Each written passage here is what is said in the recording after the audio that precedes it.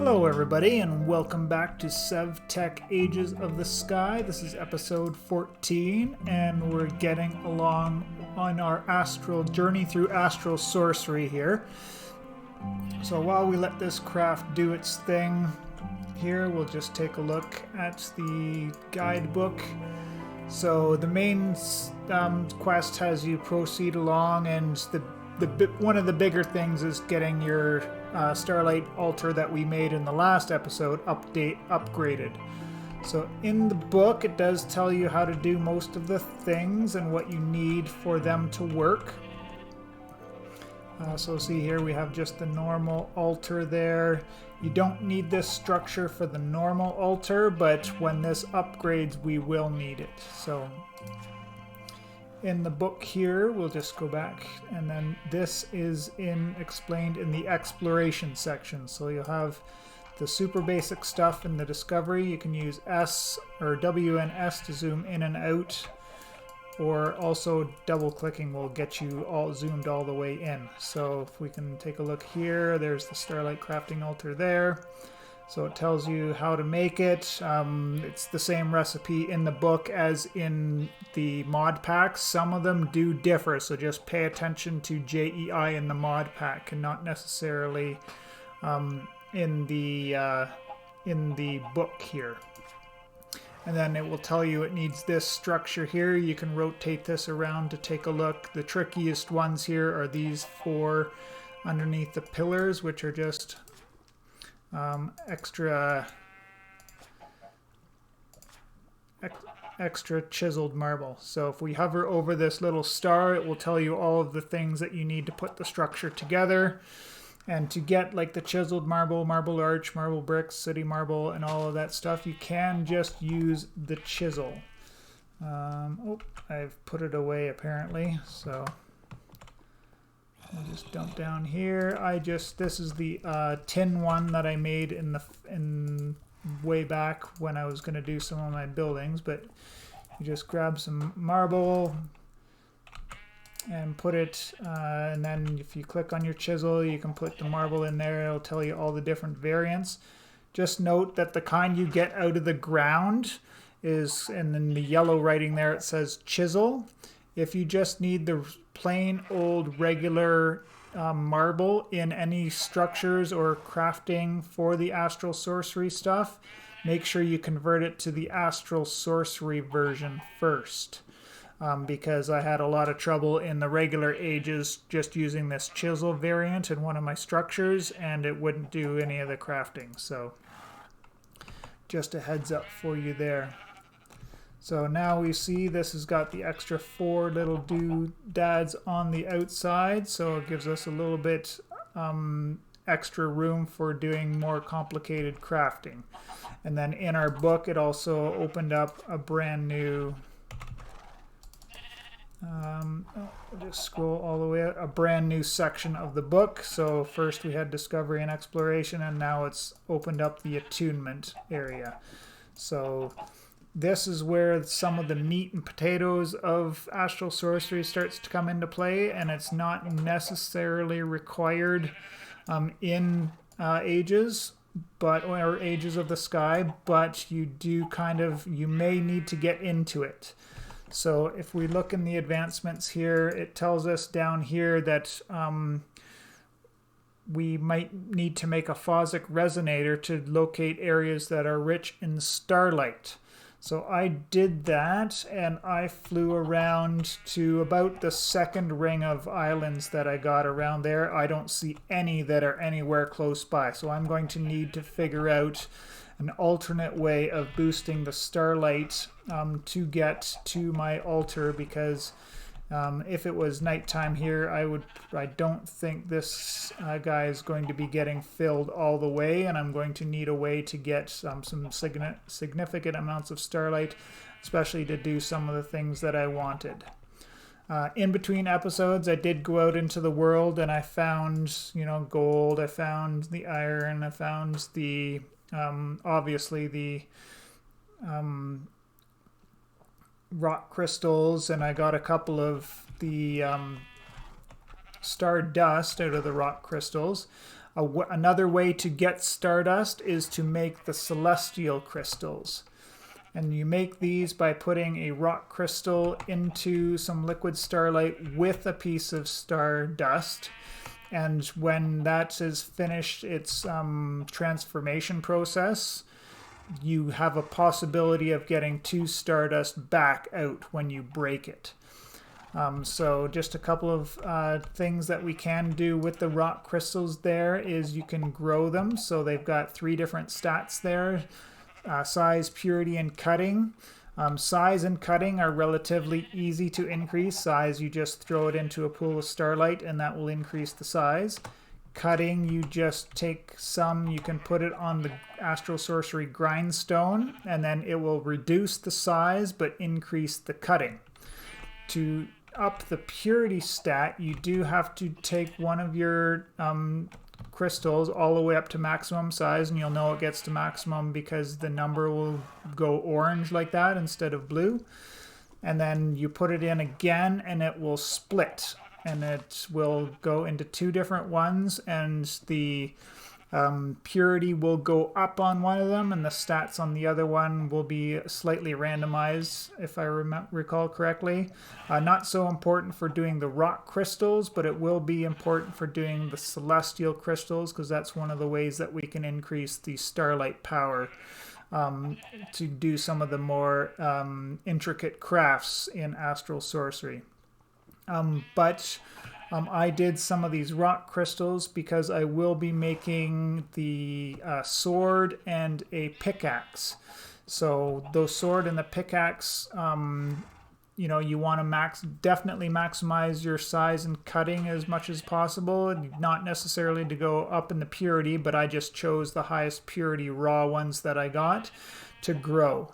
And I actually screwed up one of my rock crystals. I had 5 on the go, but I screwed one of them up and I lost it. So I'll have to pick another one to grow up so that I have 5 total there to make the 2 items that I want.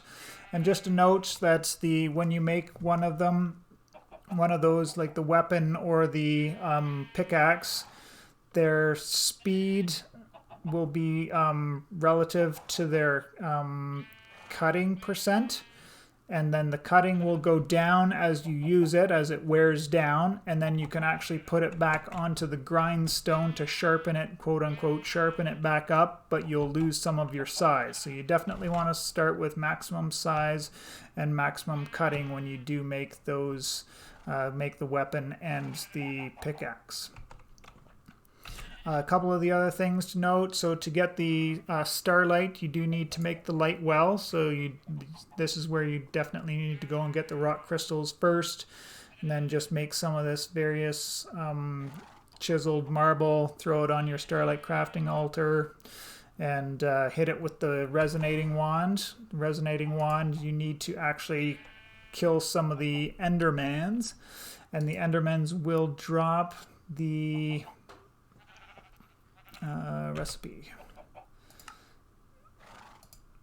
We'll drop the ender dust, and you have to put the ender dust into your melter, and then you have to make a pan cast in order to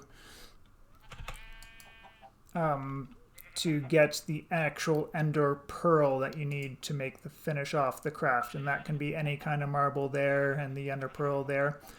And then constellation paper, this indicates, this will give you your constellations in the sky. This is a Necronomicon ritual, so I had to put my Necronomicon altar back together. Just a couple of rock crystals, and then the parchment, which I said becomes easier. You make the paper, and that's just made by mixing up some sawdust and some glue in the basin, and that gives you the pulp. So sawdust and glue in the basin gives you pulp. Then the pulp, you dry it out on a drying rack, and that'll give you your paper that you need. So with this fosic resonator, just to note that there are 2 different recipes to make it. So this one is done in a crafting bench, just with the aquamarine, 2 marbles, starlight, and a bronze rod. But you can also skip out on making the bronze rod. It's just basically you put a bronze plate on the anvil, and that'll give you the bronze rod, and the bronze plate is basically just an ingot on the anvil. But if you don't want to go through all of that, you can make it on the luminous crafting table. Just replace the bronze rod with a gold ingot.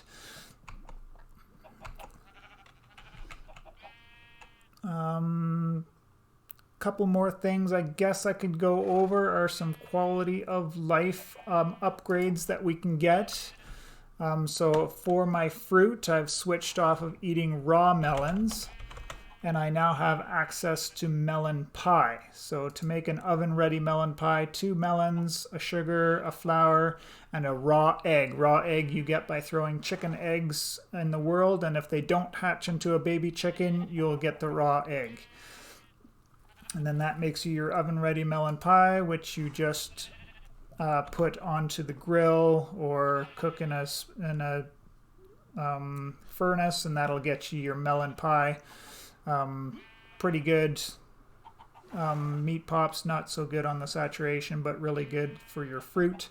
And then I think I mentioned before I do the hearty stew for my grain, protein, and vegetable, but that's from the previous age, so you should already be making those. And then the last one that we will be needing, and definitely will be getting this for the Twilight Forest, but that's something from the cyclic mod, and that's the climbing gloves.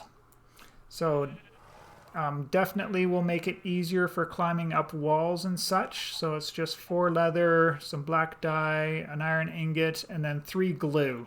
You can do the slime ball one if you want, if you're down that road, but the 3 glue is definitely the easier one to put this together.